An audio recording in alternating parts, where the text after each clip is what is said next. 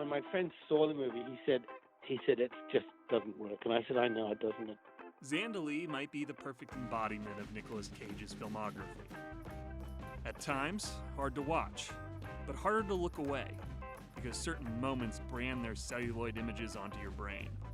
There are scenes in Zandalee that will widen your eyes with clockwork orange-like intensity, as Nicolas Cage slow dances with Judge Reinhold and has a breakdown where he covers himself entirely in black paint.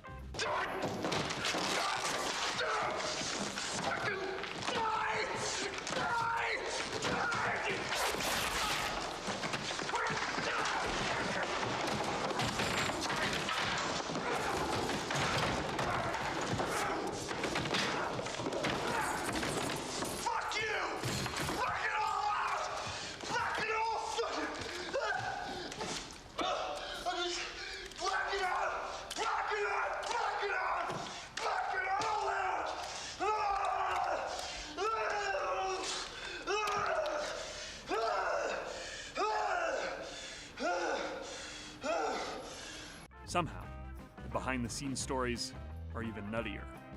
This is the story of Zandalee. Director, Sam Pillsbury.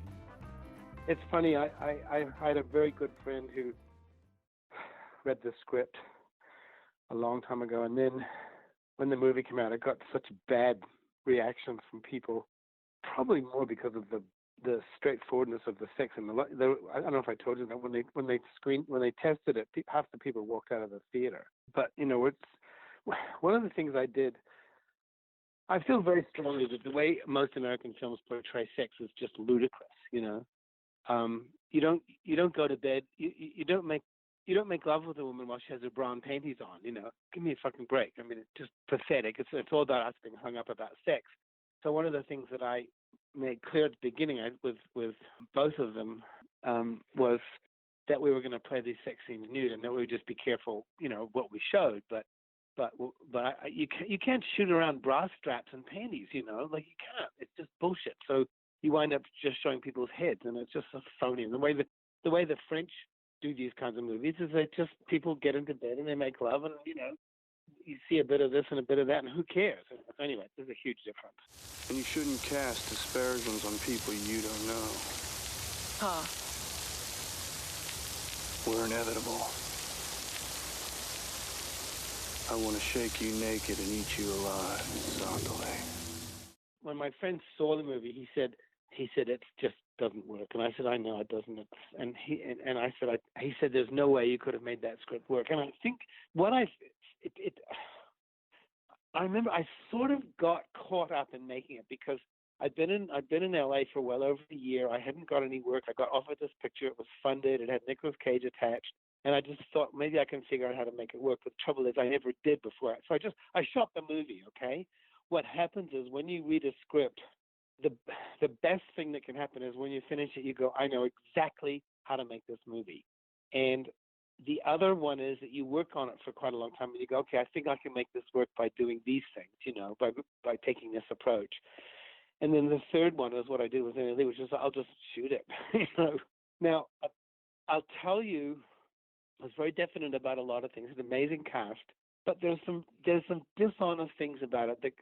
The writer, Mary Cornell, I think she had a very romanticized view of New Orleans. And when I went and spent some time there, I just had a different view of it. I just didn't think it was romantic and sexy and magical. I thought there was incredible poverty there.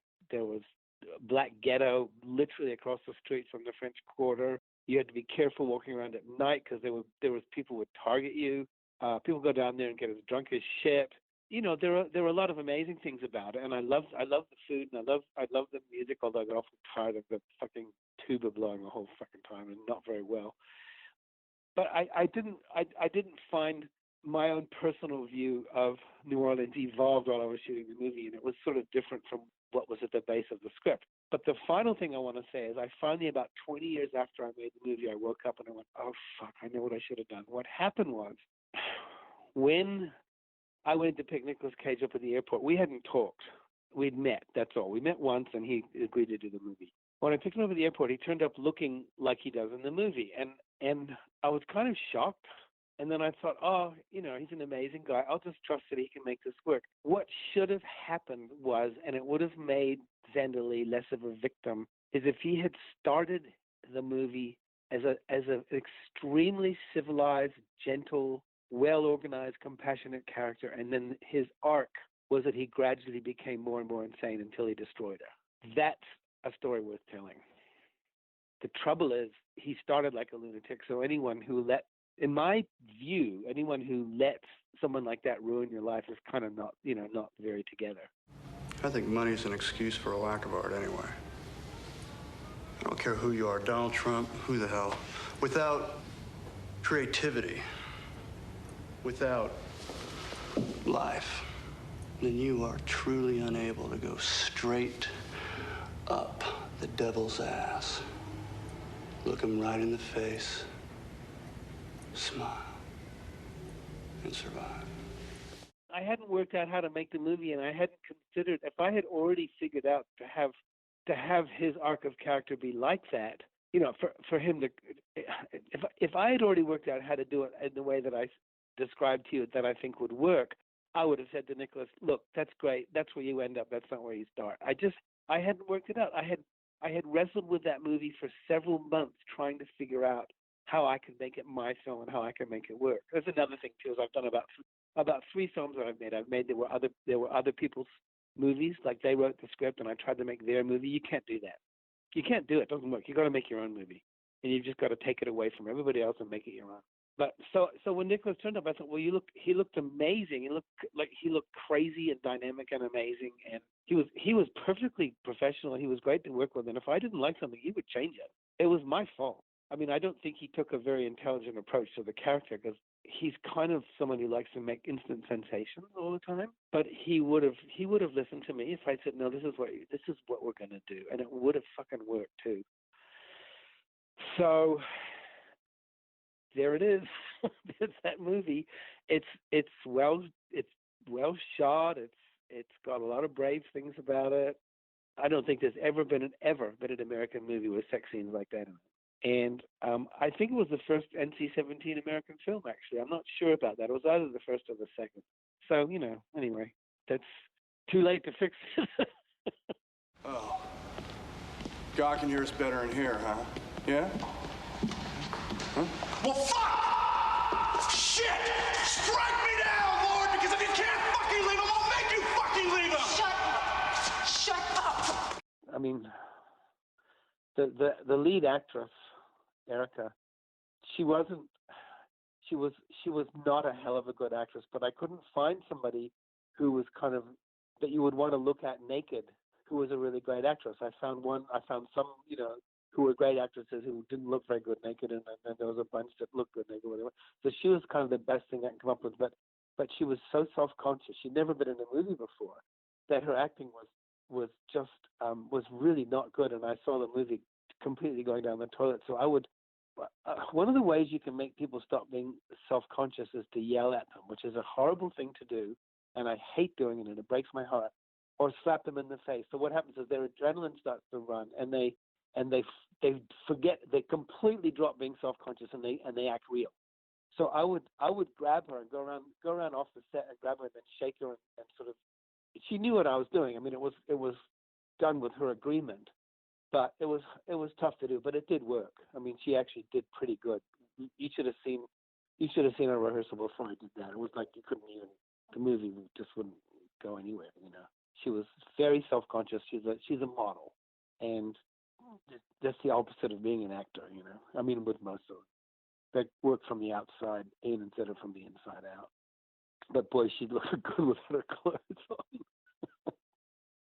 There's some things that I remember extremely well. I mean, another thing, Judge Reinhold was. I mean, he would throw these screaming fits and stuff. And actually, a really funny thing happened one day. He would throw fits about things, but he would never throw a fit if Nicholas was around. It was very interesting to watch how he behaved. And there was one, I got so sick of it that he would walk into a set and throw a fit about where the chest of drawers are, because he'd imagined it was somewhere else and he'd worked out how he was going to do the scene. It was just ridiculous. So one night going to do this scene in, I think it was his apartment. I can't remember. I said, the crew was all like totally fed up. And I said to the guy, I said, listen, I want you guys to understand something. If he comes in here and throws a fit about this set, I'm going to fucking scream at him for 5 minutes. And so they all kind of nodded, you know. He came in and threw a fit, and I fucking let loose at him at the top of my lungs. But what happened was I had so much pent-up anger about him that I actually literally lost this. like it was like this volcano of lava vomit coming out of my mouth, and I couldn't stop it. I just went on and on and on. Finally, when I finished, the whole crew was in the room. They all clapped. Broke into applause. And Judge ran down the stairs and went running down the street, screaming and smashing windows. You know, we could all hear it. And what was so funny was the crew thought that the whole thing I did was a total act, and what it really was it started out as an act, and then I literally lost it. It was pretty funny. In another scene, Cage and Reinhold have a confrontation in an office. Reinhold tries to steal the scene, but Nic Cage had a few tricks up his sleeve. I seem to remember Nicholas adding something to it, like the way he looked at Judge at some point. I can't remember what it was, but Nicholas took that and really made it work. I mean, for sure. And yeah, they Judge hated it. Oh, I can't remember. Judge, I know what it was.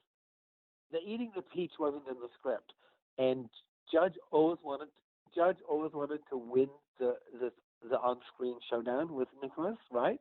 And Nicholas decided to not let that happen, so he grabbed that peach and took that bite out of it at the end. That wasn't in the script. That was Nicholas taking over. It was pretty good too. Yeah. How do you get promoted when you're already the boss? Well, I'm not the boss. It's not my father's company anymore. Well, congratulations. Yes. Congratulations. Yeah, you're turning out to be a real executive dude. Look, I'm on lunch break. Yes, I know. I took care of it. Take a seat.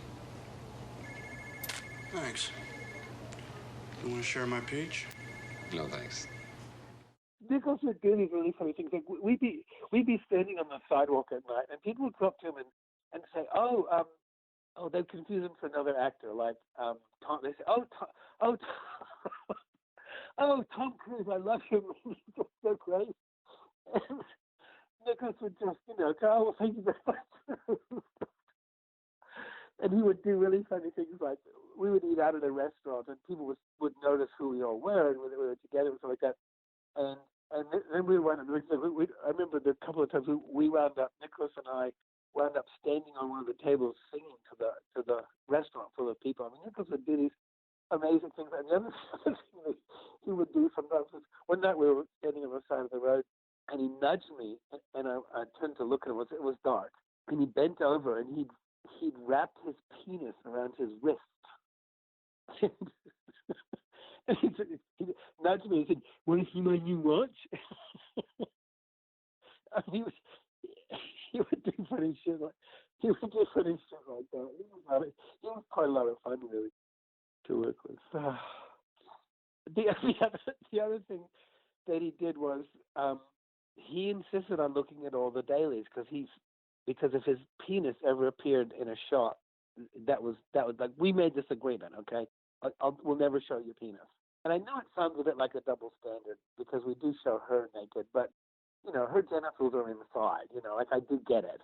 But one day he just made this odd move, and there's like 3 frames where you could see his dick, and so he actually went to the lab and supervised the lab technicians cutting those frames out of the negative, which was fine. But what the funniest part of this story is what he did from then on.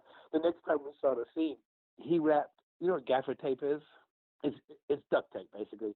He wrapped all this gaffer tape around his dick and his balls so that there's no way that that scene could be seen.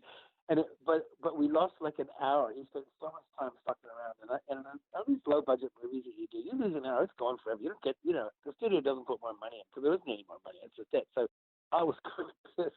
So I just said to a couple of the cinematographers Thrower and a couple of other guys said, okay, we're sticking around after rap to watch him get this fucking duct tape off of his balls because he's going to be in so much pain. Oh yeah, that was pretty funny.